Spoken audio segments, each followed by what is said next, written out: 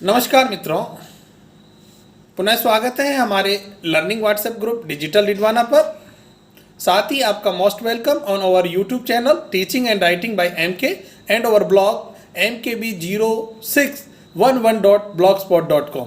आप इन दोनों प्लेटफॉर्म से भी हमारे ई कंटेंट्स डाउनलोड कर सकते हैं, देख सकते हैं, सुन सकते हैं। मित्रों, आज का हमारा प्रकरण है कक्षा 10 की पाठ्यपुस्तक क्षितिज से 7वां अध्याय। जो महत्वपूर्ण कवि, छायावादी कवि हैं हमारे सूर्यकांत त्रिपाठी निराला जी। उनकी दो महत्वपूर्ण काव्य रचनाएं हैं, कविताएं हैं, अभी न होगा मेरा अंत और मातृवंदना। आज हम इनका अध्ययन करेंगे। आज हम कवि के जीवन परिचय और इन कविताओं की विस्तृत व्याख्या जानेंगे। तो जुड़े रहिए हमारे साथ, हमारे learning WhatsApp group digital Didwana पर। शुरू करते हैं आज का ई लेसन। सबसे पहले हम कवि का जीवन परिचय जान लेते हैं। सूर्यकांत त्रिपाठी, जिनका उपनाम निराला है, उनका जन्म सन 1897 ईस्वी में हुआ। इनकी मृत्यु 15 अक्टूबर 1961 ईस्वी को हुई। इनका जन्म स्थान बंगाल प्रांत के महिषादल राज्य में हुआ। इनकी प्रमुख काव्य रचनाएं हैं परिमल, गीतिका, अनामिका, तुलसीदास, कुकुरमुत्ता, अणिमा, अपरा, बेला, नए पत्ते, आराधना, अर्चना आदि। छायावाद के प्रमुख कवियों में निराला उपनाम से प्रसिद्ध सूर्यकांत त्रिपाठी का जन्म बसंत पंचमी को बंगाल के मेदिनीपुर जिले में हुआ था। उनकी औपचारिक शिक्षा हाई स्कूल तक हुई। तदुपरांत हिंदी, संस्कृत तथा बांग्ला का अध्ययन शुरू किया। 3 वर्ष की बाल्यावस्था में माँ और युवा अवस्था के पहुँचते पहुँचते पिताजी साथ छोड़कर इस संसार से चले गए। प्रथम विश्व युद्ध के बाद फैली महामारी में पत्नी, भाभी, भाई और चाचा चल बसे। अंत में पुत्री सरोज की मृत्यु ने निराला को भीतर तक झकझोर दिया। अपने जीवन में निराला ने मृत्यु का जैसा साक्षात्कार किया था, उसकी अभिव्यक्ति उनकी कई कविताओं में दिखाई देती है। विषम परिस्थितियों में भी उन्होंने जीवन से समझौता न करते हुए अपने अपने तरीके से ही जीवन जीना बेहतर समझा। कविता के साथ उपन्यास, कहानी, आलोचना विधाओं को लिखने वाले निराला मूलतः कवि थे। उनकी कविताओं में जीवन का यथार्थ चित्रण, यथा मानव की पीड़ा, परतंत्रता के प्रति तीव्र आक्रोश, अन्याय तथा विषम जीवन परिस्थितियों के प्रति संघर्ष करने की अदम्य गूंज सुनाई देती है। इनकी कृतियां हम पहले भी पढ़ चुके हैं। अनामिका, परिमल, गीतिका, तुलसीदास, कुकुरमुत्ता, रानी और कानी, नए पत्ते, राम की शक्ति पूजा, अर्चना, आराधना इत्यादि हैं।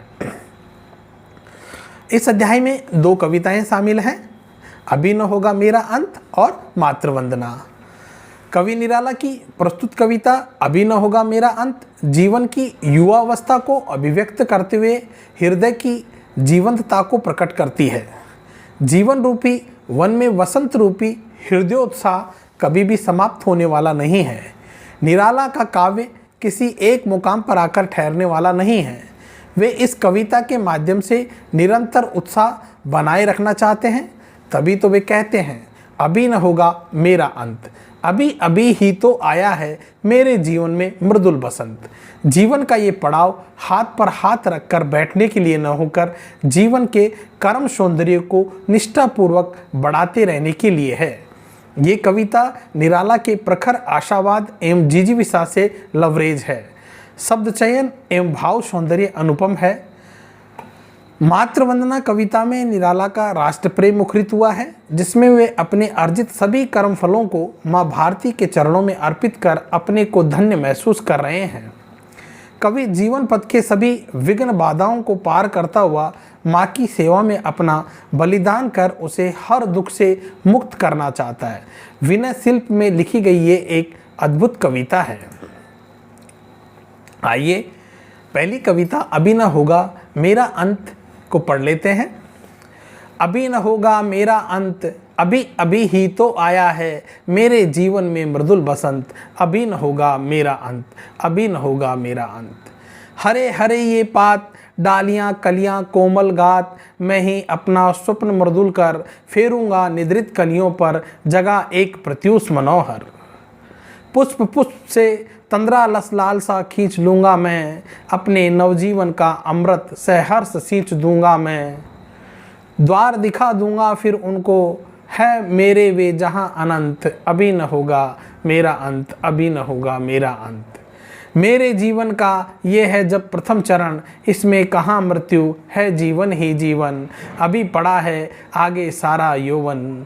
स्वर्ण किरण कल्लोलों पर बहता रे बालक मन, मेरे ही अविकसित राग से विकसित होगा बंधु दिगंत, अभी न होगा मेरा अंत, अभी न होगा मेरा अंत। मेरे जीवन में मृदुल बसंत, अभी न होगा मेरा अंत। आइए मित्रों, अंशवार इस कविता के भावार्थ को जान लेते हैं। अभी न होगा मेरा अंत, अभी अभी ही तो आया है मेरे जीवन में मृदुल बसंत, अभी न होगा मेरा अंत। इस काव्यखंड में है कठिन शब्द मृदुल यानी कोमल, बसंत युवा अवस्था। इस पद्यांश में कवि घोषित कर रहा है कि अभी उसका साहित्य सृजन थमने वाला नहीं है, अभी तो उसके कवि जीवन का आरंभ ही हुआ है। जैसे वसंत ऋतु आने पर प्रकृति में उल्लास और उत्साह भरा वातावरण दिखाई देने लगता है, उसी प्रकार उसके जीवन का ये युवा काल है, वह उत्साह से भरा हुआ है।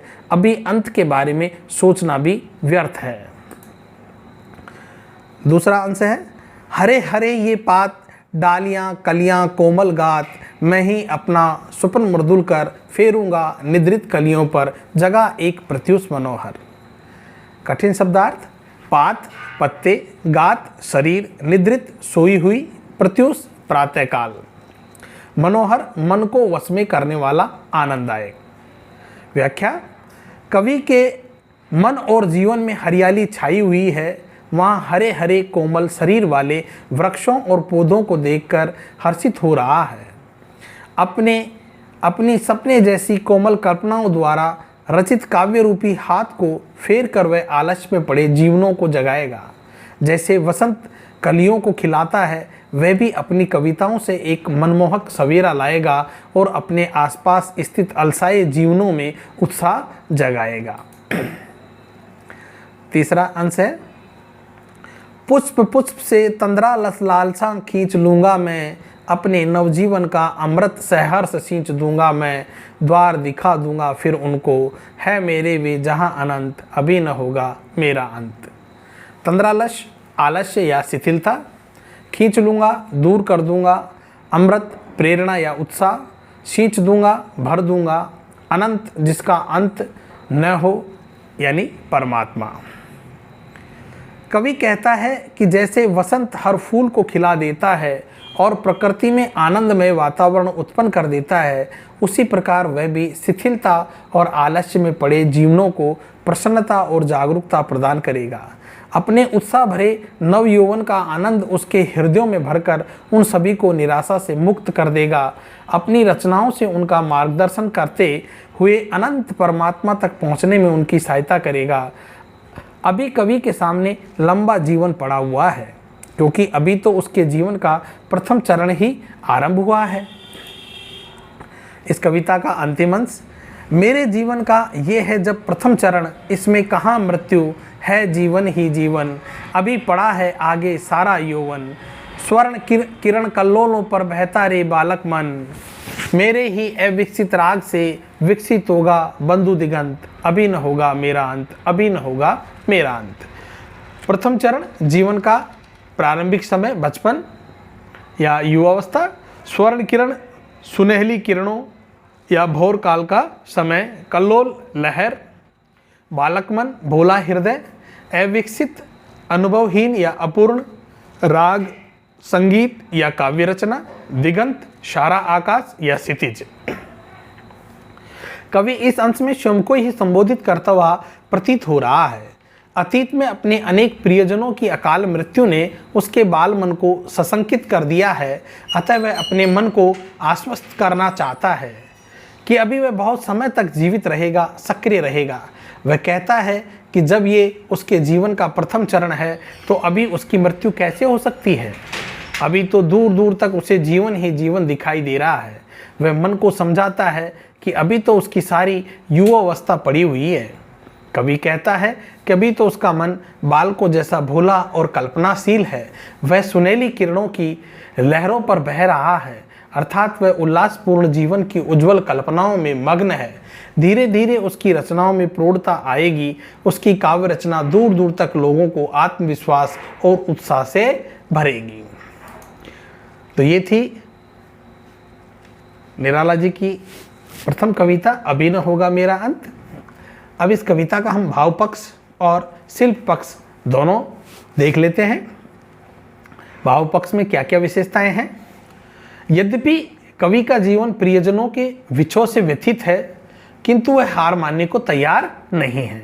कवि को विश्वास है कि उसकी सोतों को जगाने और हंसाने वाली काव्य रचना की यात्रा दूर तक जाएगी।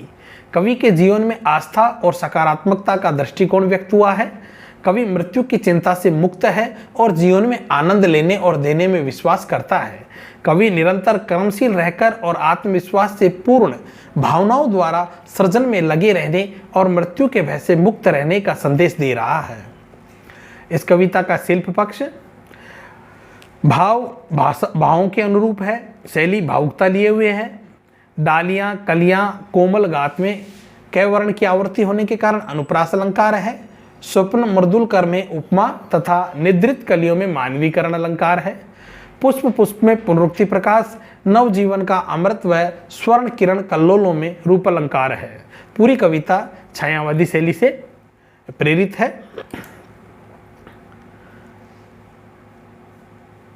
आइए हम दूसरी कविता का वाचन करते हैं। नर जीवन के स्वार्थ सकल बलि हो तेरे चरणों पर माँ, मेरे श्रम सिंचित सब फल। जीवन के रथ पर चढ़कर सदा मृत्यु पथ पर बढ़कर, महाकाल के खरतर सर सह सकूं मुझे तू कर दृढ़तर। जागे मेरे उर में तेरी मूर्ति अश्रु जल धोत विमल। द्रग जल से पा बलि बलि कर दूं जननी जन्म श्रम संचित फल। बाधा आए तन पर देखूं तुझे नयन मन भर। मुझे देख तू सजल दृगों से अपलक उर के सतदल पर। क्लेद युक्त अपना तन दूंगा मुक्त करूंगा तुझे अटल। तेरे चरणों पर देकर बलि सकल श्रेय श्रम संचित फल। नर जीवन के स्वार्थ सकल बलि हो तेरे चरणों पर माँ, मेरे श्रम सिंचित सब फल। आइए मित्रों, मातृवंदना कविता में आए हुए कठिन शब्दार्थों का अर्थ जान लेते हैं। नर जीवन मनुष्य रूप में प्राप्त वर्तमान जीवन। बलि न्योछावर या बलिदान त्याग। मृत्युपथ मृत्यु की ओर बढ़ता जीवन। खरतर अधिक तीखे या पैने। दृढ़तर और अधिक दृढ़ मजबूत। अश्रु आंसू विमल स्वच्छ जननी माता। सजल दृगों से आंसू भरे नेत्रों से। सतदल कमल मुक्त स्वतंत्र। सकल यानी सारे। सिंचित सींचे हुए या परिश्रम से किए गए। महाकाल समय या मृत्यु। सर बाण या आघात। उर हृदय या मन। धोत धुली हुई। द्रगजल आंसू। श्रम संचित परिश्रम से प्राप्त। अपलक यानी बिला पलक झपकाए एकटक। क्लेद पसीना या कष्ट। श्रेय श्रेष्ठ या प्रशंसनीय। आइए इस कविता का भावार्थ जानते हैं। मातृवंदना कविता में कवि कहता है, हे माँ, मुझे ऐसा आत्मबल दो कि मैं अपने मनुष्य जीवन के सारे स्वार्थों और अपने परिश्रम से अर्जित सभी वस्तुओं को तुम्हारे चरणों पर न्योछावर कर दूं। मुझे इतना दृढ़ बना दो कि मैं जीवन रूपी रथ पर सवार होकर अर्थात मृत्यु की चिंता किए बिना जीवन में आगे बढ़ते हुए समय समय पर आने वाले बाण की तरह कष्टदायक बाधा विघ्नों को झेलते हुए तेरी सेवा करता रहूं। मैं परतंत्रता में दुखी और आंसू बहाते तेरे रूप को मन में बसा लूं। तेरे आंसू मुझे इतना बल प्रदान करे कि मैं अपने सारे जीवन में परिश्रम से अर्जित सभी वस्तुएं और जीवन भी तुझ पर बलिदान कर सकूं। कवि कहता है, हे मातृभूमि, चाहे मेरे मार्ग में कितनी भी बाधाएं आए, पर मेरा ध्यान और मेरी दृष्टि, मेरी सृष्टि सदा तुझ पर ही लगी रहे। यहाँ सृष्टि नहीं है, ये दृष्टि है। मेरी दृष्टि सदा तुझ पर ही लगी रहे। हे माँ, तू अपने आंसुओं भरे नेत्रों से एकटक देखती रहना। मुझे अपने हृदय रूपी कमल पर बिठाए रखना। मेरी याद मत भूलना। मैं परिश्रम के पसीने से भीगे अपने शरीर को तुझे समर्पित कर दूंगा। बड़े से बड़ा बलिदान देकर भी मैं सदा के लिए तुझे स्वतंत्र करा दूंगा। मैं अपने सारे श्रेष्ठ आचरणों और परिश्रम से प्राप्त सफलताओं और कीर्ति को तुझ पर न्योछावर करता हूँ, हे माँ। प्रिय विद्यार्थियों, इस तरह हमारा ये अध्याय पूर्ण होता है। हमने आपके अभ्यास के लिए कुछ गृह कार्य के रूप में प्रश्न यहाँ स्लाइड पर दिए हैं। आप इन्हें अपनी नोटबुक में लिखेंगे और इन्हें पीडीएफ, टेक्स्ट या इमेज फाइल के रूप में हमारे व्हाट्सएप ग्रुप डिजिटल डिडवाना पर निश्चित रूप से सेंड करें। हम इनको जांचेंगे और आपको मूल्यांकन के उपरांत वापस बताएंगे। तो दोस्तों, धन्यवाद आपका। धन्यवाद दोस्तों, फिर मिलेंगे एक नए ई लेसन्स के साथ। तब तक जुड़े रहें डिजिटल डिडवाना पर। हमेशा की तरह कर दिखाओ कुछ ऐसा कि दुनिया करना चाहे आपके जैसा। इन्हीं शुभकामनाओं के साथ विदा लेते हैं। Have a nice day.